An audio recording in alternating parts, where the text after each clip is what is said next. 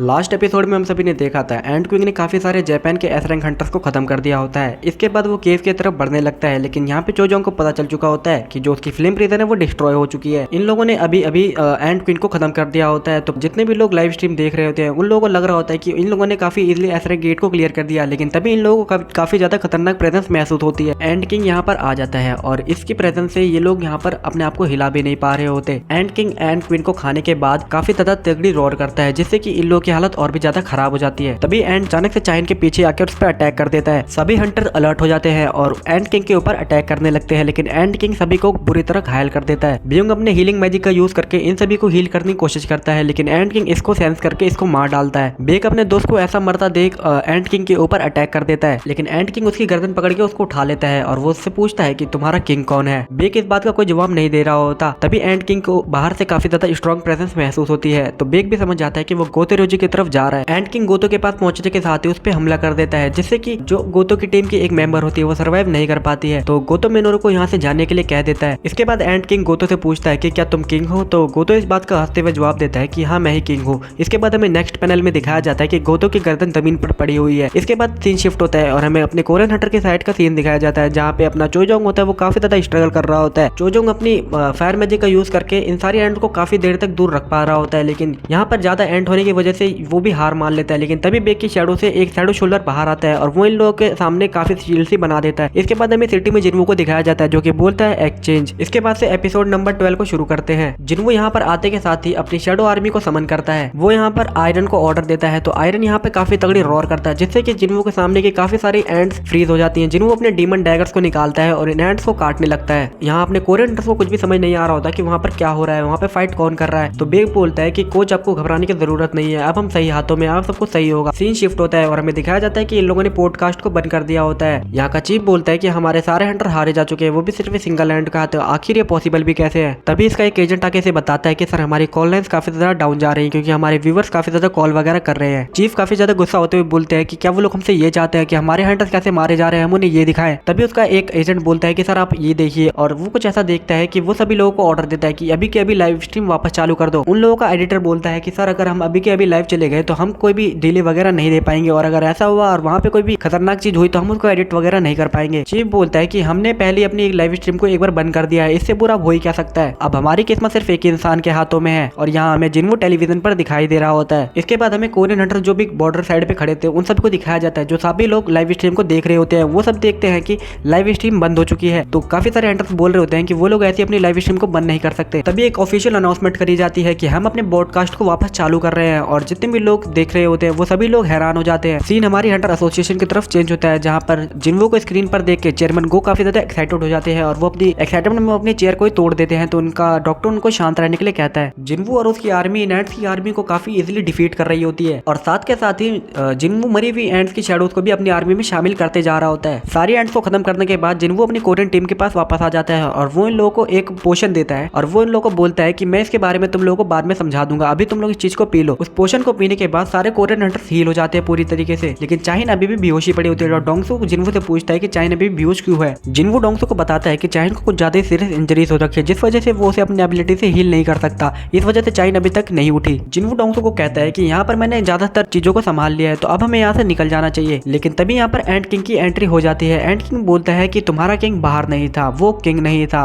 कोई और भी है जिसे तुम अपना किंग मानते हो। जिन्वू डोंगसू को चाइन का ख्याल रखने के लिए कहता है और वो आगे फाइट करने के लिए चले जाता है। एंड किंग जिन्वू को बोलता है कि क्या तुम ह्यूमन के किंग हो। जिन्वू कहता है कि एक बोलने वाला इंसेक्ट। जिन्वू और एंड किंग एक दूसरे के आमने सामने होते हैं और वो दोनों अपना ऑरा रिलीज कर रहे होते हैं। जिन्वू का ऑरा देखने के बाद एंड किंग को लगता है कि इसकी प्रेजेंस काफी ज्यादा खतरनाक है, तो वो उसके ऊपर एक काफी तगड़ा पंच करता है। जिन्वू इस पंच को डॉज करने की भी कोशिश नहीं करता और वो उसका पंच अपने फेस पे लेता है, जिससे कि वहां पर काफी ज्यादा धूल फैल जाती है और तबाही भी होती है। धूल की वजह से यहाँ पर कुछ भी नहीं दिखाई दे रहा होता। तो चोजोंग बोलता है कि एक मैच को कभी भी अपने एनिमी के क्लोज नहीं जाना चाहिए। बेक को लग रहा होता है कि जिन्वू ने इस हैंड की ताकत को अंडर एस्टिमेट कर दिया, लेकिन तभी वहां से धूल हट जाती है और हमें दिखाया जाता है कि जिन्वू वहां से 1 इंच भी नहीं हिला और उसके ऊपर कोई खरोच भी नहीं आई होती। जिन्वू को ऐसा देख के सारे कोरियन हंटर्स काफी ज्यादा हैरान हो जाते हैं। इसके बाद जिन्वू अपनी स्किल कमांडर टच का यूज करता है और एंड को झुका देता है और काफी तगड़ा पंच मारता है उसके हेड पर, जिससे कि वो एंड काफी ज्यादा दूर जाके गिरता है। ये देखने के बाद कोरिया के सारे हंटर्स काफी ज्यादा हैरान हो जाते हैं। वो कहते हैं कि एक मैच के पास इतनी ताकत कैसे हो सकती है। दरअसल इन लोगों को भी कुछ समझ नहीं आ रहा होता कि जिन्वू एक हंटर है, असैसिन है या फिर एक हीलर है। बेक बोलता बोलता है कि मैं जानता था कि वो ताकतवर है, लेकिन वो इतना ताकतवर होगा मैंने अपने सपने में भी नहीं सोचा था। एंट किंग को काफी ज्यादा गुस्सा आ जाता है, वो जिन्वू की तरफ रोर करते हुए आ रहा होता है। जिन्वू समझ जाता है कि इस एंट की बॉडी कोई भी नॉर्मल स्कल से नहीं बन रखी, उसकी बॉडी के ऊपर काफी सारे एक्सो स्कल के लेयर्स हैं। तभी एंट किंग जिन्वू के ऊपर अपने हाथों से अटैक करता है, तो जिन्वू उसके अटैक को ब्लॉक कर देता है और उसके ऊपर एक काफी तगड़ा पंच करता है, लेकिन एंट किंग उस अटैक को डॉज कर लेता है और इसके बाद ये दोनों एक दूसरे के सर पे पंच करते हैं। जिन्वू के पंच से इस एंट किंग के एक्सो स्कल में एक क्रैक आ जाता है। ये रिपोर्टर बोलता है कि ए रैंक का होने के बावजूद भी मुझे ऐसा लग रहा है कि मैं कभी बेहोश हो सकता हूँ। एंट किंग और जिन्वू की माना की वेव्स इस पूरे एरिया में फैल चुकी होती है। एंट किंग के एक्सो स्कल में क्रैक आने के बाद वो बोलता है कि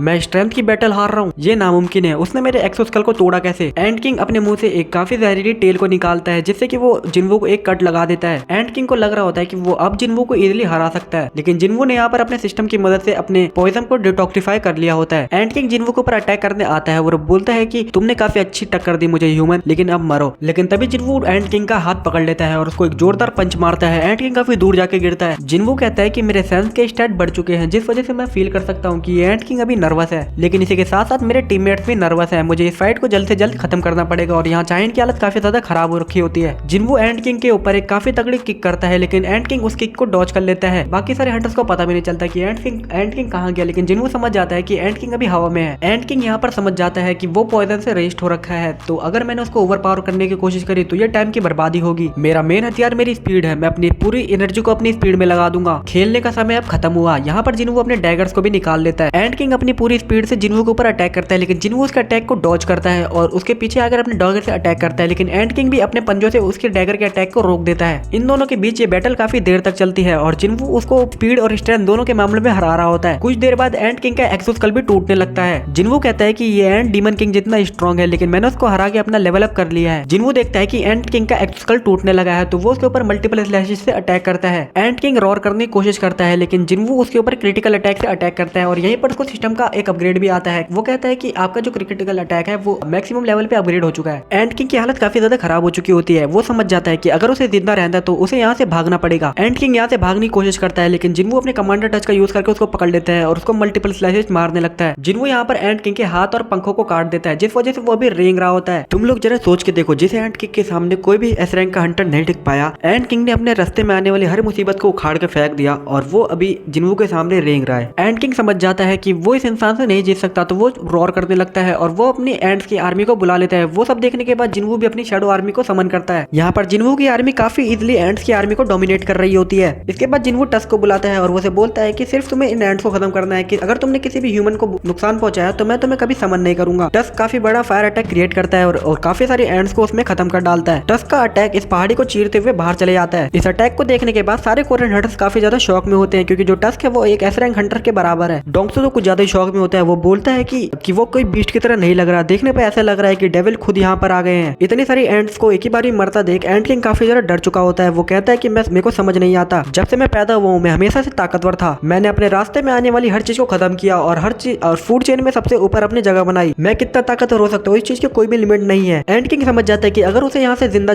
वापस जाना है तो उसे यहाँ से उड़ के भागना पड़ेगा। एंट किंग ने ब्यूंग की हीलिंग एबिलिटी का यूज करके अपने पंखों को हील कर लिया होता है। जिन्वू कहता है कि ये मेरा पहली बार है कि मैंने किसी ऐसे बीच से मुलाकात करी है जो कि लोगों को मार के उनकी एबिलिटीज को ले सकता है। एंट किंग कह रहा होता है कि मैं जितना दूर जा सकता हूँ मुझे उतना दूर जाना पड़ेगा, लेकिन तभी जिन्वू अपनी कमांडर टच का यूज करके उसको पकड़ लेता है। इसके बाद जिन्वू उस एंट किंग को जमीन में पटक देता है और कहता है कि मैं तुम्हें कहीं जाने नहीं दूंगा, और वो अपने मल्टीपल स्लैशेस को एक्टिवेट कर देता है, जिससे कि इस एंट किंग का काम तमाम हो जाता है और यहाँ पर जिन्वू का लेवल 2 से अप हो जाता है। इसके बाद जिन्वू चाहिन के पास आता है और वो बोलता है कि मैंने काफी ज्यादा समय लगा दिया और वो इसी बात का अफसोस कर रहा होता है। जिन्वू कहता है कि मुझे जल्द से जल्द एक हीलर को ढूंढना पड़ेगा, मेरी शैडो एक्सचेंज स्किल की भी कुछ लिमिट्स हैं। अगर यहाँ से काइजल पे मैं उसको यहाँ से लेकर जाने की कोशिश करूँ तो ये हो सकता है कि वो आधे रास्ते में ही मर जाए। लेकिन तभी जिन्वू इस रिपोर्टर को अपना कैमरा बंद करने के लिए कहता है। इसके बाद जिन्वू अपने सभी शैडो सोल्जर्स को ब्योंग की बॉडी को खोजने को कहता है। सभी हंटर्स को ये तो पता था कि जिन्वू मरे हुए की शैडोज को एक्सट्रैक्ट कर सकता है, लेकिन उन्हें ये नहीं पता था कि वो उसकी एबिलिटीज को भी यूज कर सकता है। हाई और ब्योंग की बॉडी को ढूंढ के लिए आता है। जिन्वू कहता है कि यहाँ पर इसका हेड नहीं है, क्या ये काम करेगा?